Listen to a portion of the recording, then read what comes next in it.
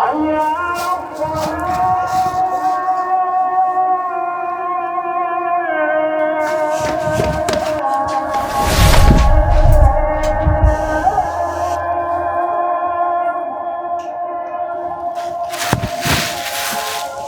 كده بس يا استاذ عهد؟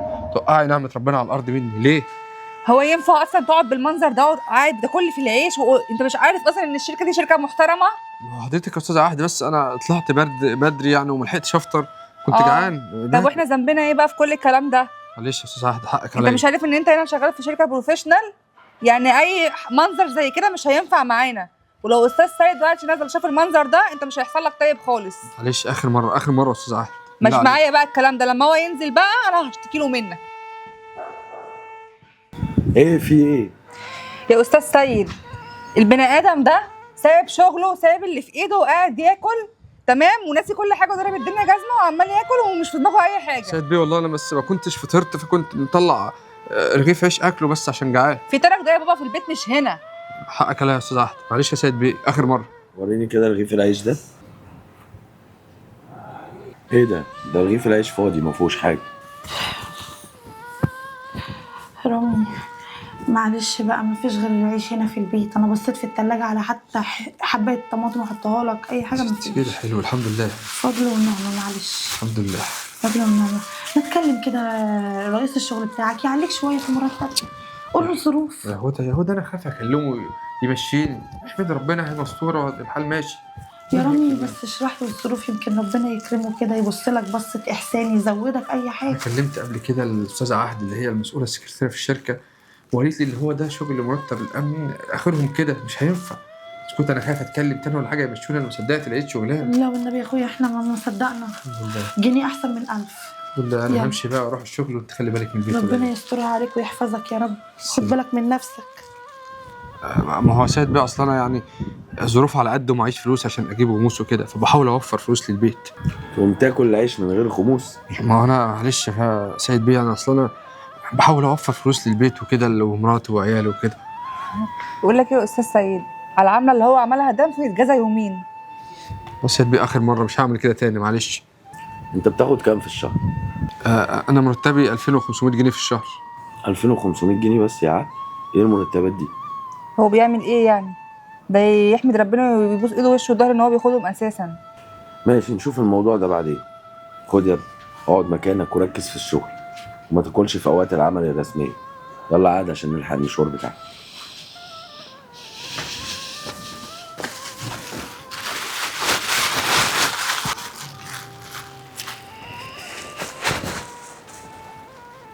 يعني ايه عهد مرتب بتاع الامن 2500؟ هما بيعملوا ايه اصلا يعني يا استاذ سيد؟ وبعدين على فكره انا بعمل كده لمصلحه الشركه عشان اوفرها. يا ستي مالكيش دعوه بمصلحه الشركه ومحدش قال لك وفري للشركه. بقول لك ايه يا عهد، المرتب بتاع الامن ده يزيد يبقى 8000 جنيه وكل اللي نفسي شغالين في نفس المستوى بتاعه مرتبهم يزيد ويبقى 8000 جنيه. يا فندم كتير قوي 8000 جنيه، احنا ممكن نخليهم مثلا 3 او 4 5، ده احنا كده عملنا معاهم واجب قوي. انت بتاخدي مرتب كام في الشهر يا عهد؟ 15000. 15000 جنيه وعايزاني ادي ده 2003؟ هو مش عنده بيت واسره برضه؟ ماشي بس هو مش زيه زيي برضه. لا هو بني ادم زيه زيك. يعني انت ترضي اديكي 5000 جنيه؟ لا يا فندم طبعا دول عمرهم ما يقدوني ابدا، ده انا اصلا كنت عايزه اقدم ان انت تزودني كمان شويه. بص يا عهد، احنا بنكسب كاصحاب شركات لكن بنكسب بفضلكم وبفضل الناس البسيطه دي. الناس دي لازم تاخد حقها يا عهد ولازم تلاقي اللي يطبطب عليها وينصرها. مفهوم يا عهد؟ ماشي يا استاذ سيد اللي انت شايفه. طب يلا عشان ميعاد الميتنج. يا انت قلت اسمك ايه؟ رامي يا استاذ عهد.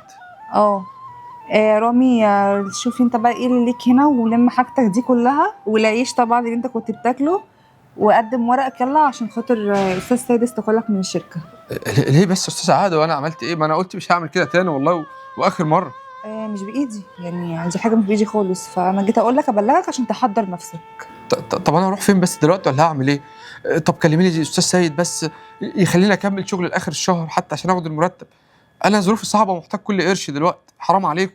مش مشكلتي بقى، انت ما تتكلمش معايا كتير اصلا، وبعدين انت ما بتلتزمش باوامر الشغل وكذا مره كلمتك في الموضوع ده مفيش فايده، انت كده اللي جبته لنفسك وما تتكلمش كتير لم حاجتك وامشي.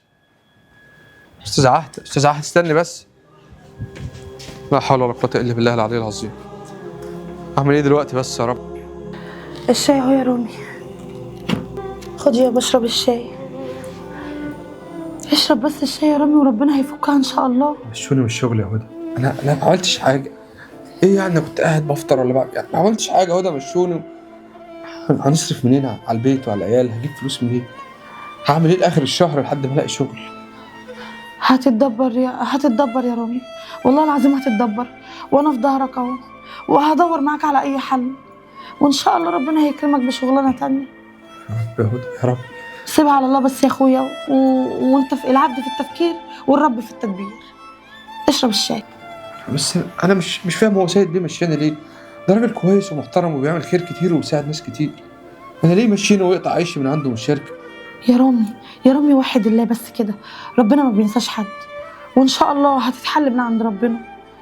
يعني انا حاسه ان ربنا هيكرمك وبسرعه كمان، مش هتطول يعني. يا رب يا هدى، يا رب يا رب ان شاء الله. اشرب بس الشاي وسيبها على ربنا. والله امال فرد الامن رامي ما بشوفوش ليه دلوقتي؟ استاذ سيد، اصل هو انا جيت اتكلم معاه في الموضوع اللي انت قلت لي عليه زوديه وكده، قال لي لا انا خلاص انا هسيب الشغل هنا وانا جالي شغل تاني ب 6000 جنيه. فطبعا يعني قلت له براحتك، مش هينفعش 6000 نكسبه جنيه؟ على حد يعني. 6000 جنيه؟ وانا اللي كنت عايز اخليه ياخد 8000 جنيه؟ سبحان الله بقى، ارزاق. طب وفرد الامن الجديد اللي هيشتغل مكانه هتديله مرتب كام؟ 2500 برضه يا فندم زي ما كان رامي بياخد. تاني يا عهد، تاني نفس اللي في دماغك. قلت لك انا اقل مرتبات عندي في الشركه 8000 جنيه. انت كده بتخلي بني ادم تحطميه. ده اكيد بني ادم عنده اسره وعنده بيت، مش هينفع تديله المبالغ دي يا عهد. انا قلت عشان لسه في الاول يعني نجربوه الاول يمكن ما ينفعش، عشان كده ما رضيتش اديله المرتب ده على طول. ده اخر انذار ليك يا عهد، وانا مش هقول الكلام ده تاني. حاضر يا فندم. سيد بيه استنى والنبي. عايز ايه يا ست؟ اديك سيد. حاجه؟ حاضر. في ايه؟ لا انت فهمتني غلط، والنبي جوزي شغال معاكم في الشركه، سيبتوه الشغل ليه؟ ده هو مصدر الرزق بتاعنا. انا مش فاهم حاجه. جوزي شغال معاك وليه قطعته اكل عيش؟ وده غلبان والله، غلبان وبيسمع الكلمه وبينفذ الامر، ما بيقولش لا على حاجه ولا بيعترض، وهو مصدر الرزق بتاعنا. ليه يا باشا؟ ليه؟ عمل ايه وهو هيعتذر وهيتاسف والله. اهدي عليا كده واحده واحده عشان انا مش فاهم حاجه. جوزك مين اللي احنا طردناه من الشركه؟ رامي يا بيه فرد الامن بتاعكم هنا من ساعه ما قعد، والله العظيم والظروف تعبانه، والعيال مش عارفه اوديها المدارس، ما هوديهم ازاي؟ مفيش ولا مواصلات ولا اكل ولا شرب، يعني انا بنتصرف من الجيران بس خلاص الناس زهقت مننا. طب ليه يا بيه؟ عمل ايه طيب هو يا بيه؟ عمل ايه؟ رامي يا باشا. رامي ما حدش رفضه، هو اللي استقال وساب الشركه. لا يا باشا، لا والله العظيم ما حصل، والله ما حصل. السكرتيره بتاعت حضرتك هي اللي مشيته، ومش عارفين مشيته ليه. رجعه والنبي يا بيه، والنبي رجعه. طيب بص، ساعة عليك النبي. بكره خليه يعدي عليا في المكتب. وما تقلقيش انا هرجعه الشغل تاني. والنبي يا بيه ربنا يكرمك يا بيه، ربنا يعمل بيتك يا رب، الهي ربنا يعمل بيتك يا رب، الهي ربنا يرزقك روح. روق بقى يا عم، انا كلمت استاذ سيد رئيسك في الشغل، وقال لي انا هكلمه وما تقلقيش وهنزله الشغل.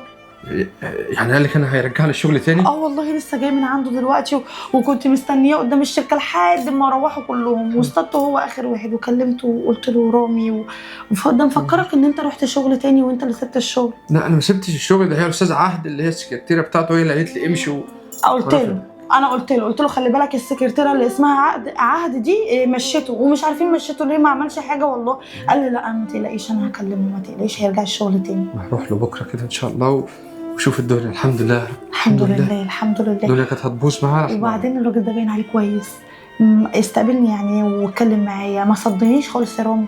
انت طول بالك يا اخويا وابعد عن عهد دي خالص. بعيد عنها، احنا ماليش دعوه والله، انا في حالي، ربنا يسترها يا رب. نشوف كده مواعيد استاذ سيد ايه النهارده.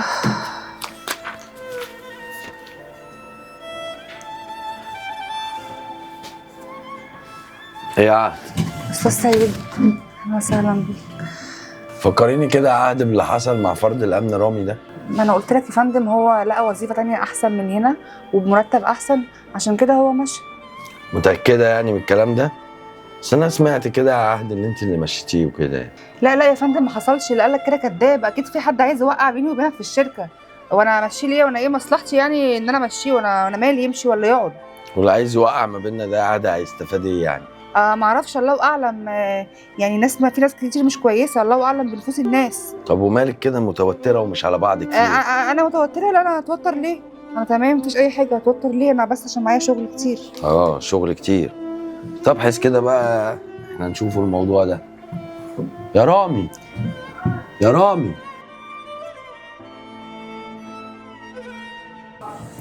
تحت امرك سيد بيه. رامي انت ازاي مشيت من الشركه؟ استاذ عهده قالت لي ان انت فصلتني عشان لما لقيتني قاعد وباكل وكده وقلت لي امشي وشوف مكان تاني وشغل تاني. سامعه يا هانم؟ ما حصلش يا فندم، وانا ده هيحصل مني ليه اصلا؟ أنا مالي؟ حصل يا سيد بيه، حصل. وحضرتك لو رجعت كاميرات المراقبه هتشوف ده وتعرف انه حصل. لا ايوه حصل، بس عارف ليه؟ لانه هو مهمل اصلا ومش بيعمل اي حاجه ومبهدل الدنيا وعليه شغل كتير المفروض يعمله ومش بيعمله، فانا عملت كده برضه استاذ سعيد لمصلحه الشركه. مصلحه الشركه، مصلحه الشركه، انا صاحب الشركه. انت هنا موظفه زيك زي اي حد، اللي انا اقوله هو اللي يتنفذ. على العموم يا عهد، ده اخر يوم ليكي في الشركه، تلمي ورقك وما اشوفكيش هنا تاني. يا استاذ سعيد افهمني بس، ليه كل ده حصل؟ لا انا ما عملتش حاجه على فكره، ما عملتش حاجه خالص، يعني انا كنت خايفه على الشركه مش اكتر والله.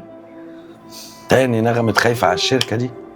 اخر فرصه ليا والله، مش هتتكرر تاني يا استاذ عهد انا مش عايز تبرير، خلاص اطلعي بره، انا اديتك فرص كتير، اطلعي بره يا عهد. وانت يا رامي تيجي بكره الصبح بدري عشان تستلم الشغل بتاعك وتاخد اليونيفورم بتاعك كمان بالمره وانت ماشي. حاضر يا سيد بيه، حاضر. السلام عليكم.